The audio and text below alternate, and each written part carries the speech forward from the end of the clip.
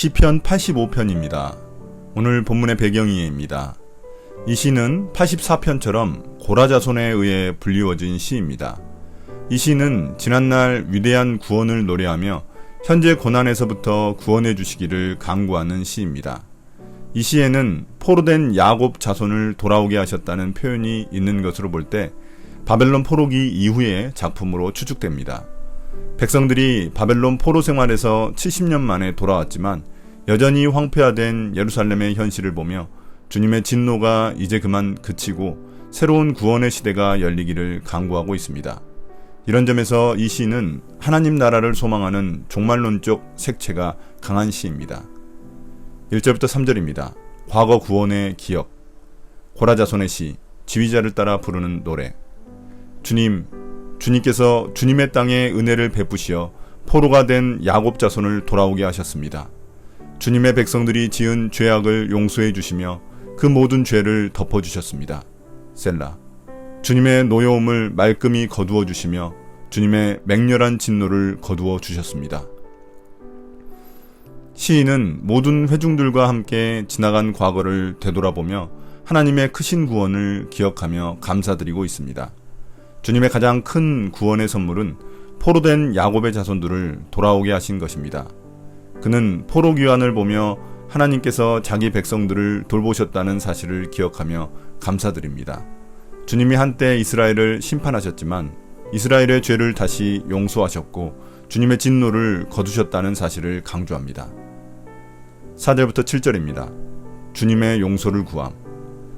우리를 구원해 주신 하나님, 우리에게 다시 돌아와 주십시오. 주님께서 우리에게 품으신 진노를 풀어주십시오. 주님께서 우리에게 영원히 노하시며 대대로 노여움을 품고 계시렵니까? 주님의 백성이 주님을 기뻐하도록 우리를 되살려 주시지 않겠습니까? 주님의 한결같은 사랑을 보여주십시오.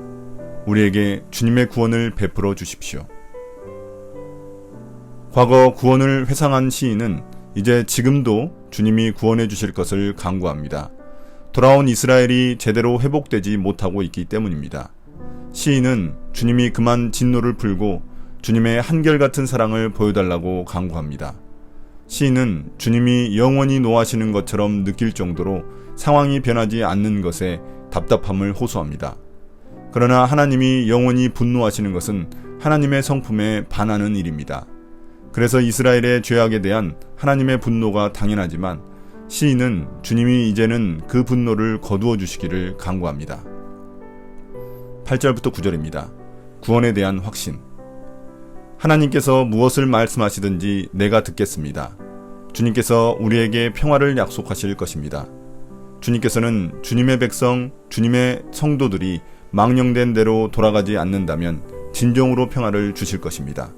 참으로 주님의 구원은 주님을 경외하는 사람에게 가까이 있으니 주님의 영광이 우리 땅에 깃들 것입니다. 이제 주어가 우리에서 나로 전환됩니다. 이제 시인은 앞서 한 자신의 기도에 주님이 응답하실 것이라고 확신하며 주님이 말씀하신 것은 무엇이든 순종하겠다고 다짐합니다.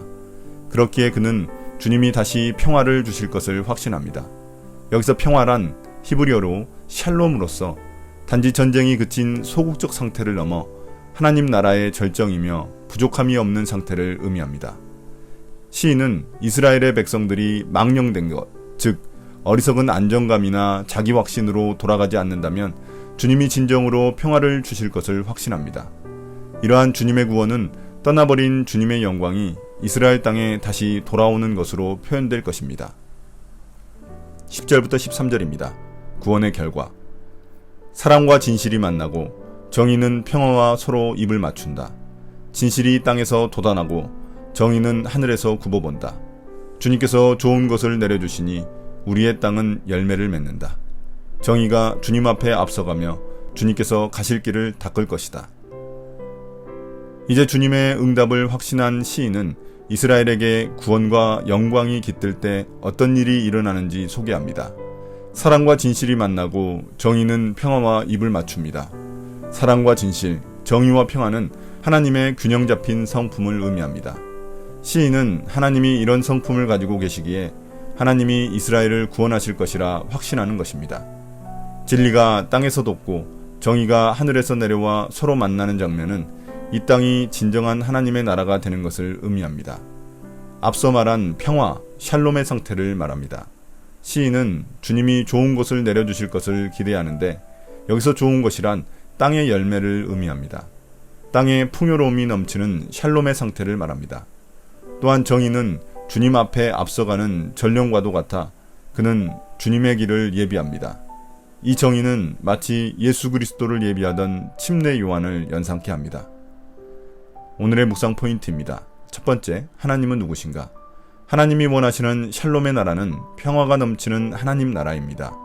하나님은 이스라엘 백성들을 통해 하나님 나라를 그 땅에 세우기를 원하셨습니다. 이스라엘 백성들이 주님께 돌아와 사랑과 진실, 정의와 평화를 구하며 살아갈 때 주님은 그 땅을 하나님 나라로 회복시켜 주십니다. 우리가 있는 그곳에 하나님의 성품이 흘러가게 하여 하나님 나라를 세워갑시다. 두 번째, 우리에게 주시는 교훈은 무엇인가? 주님은 영원히 진노하시는 분이 아니십니다. 주님의 변함없는 사랑, 헤세드는 우리가 회개하고 돌아올 때 받아주시고 회복시켜 주십니다. 오늘의 기도입니다. 주님, 죄로 물든 이 땅도 주님께 다시 돌아오게 해주십시오.